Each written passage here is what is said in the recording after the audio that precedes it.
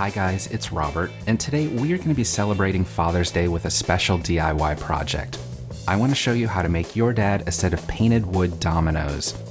And if you like this project and you want to see more, I invite you to subscribe to my own channel by following the link in the video description below.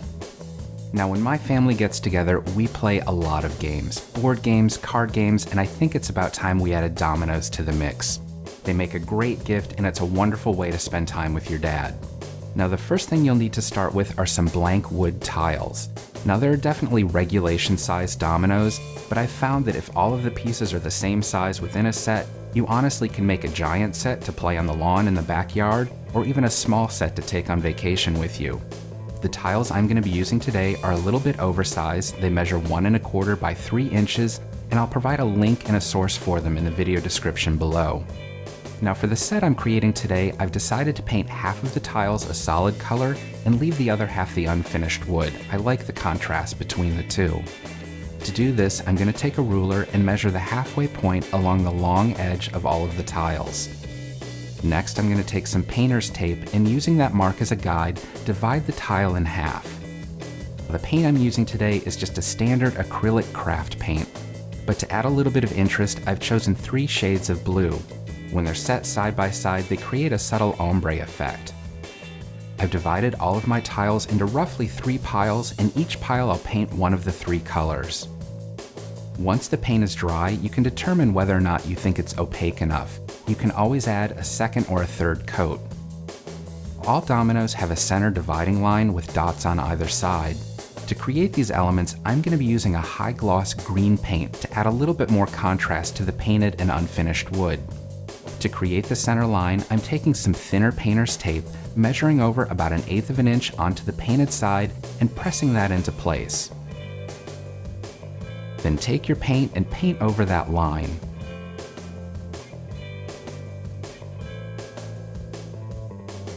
Once the paint is dry, you can remove the painter's tape, and then we want to add the dots on either side. Now, those dots are actually called pips, and they're in specific numeric sequences. I found the best way to add these onto your dominoes is to pull up an online reference to make sure that you paint the appropriate number of dots on each tile. I'll include a link and a source in the video description below.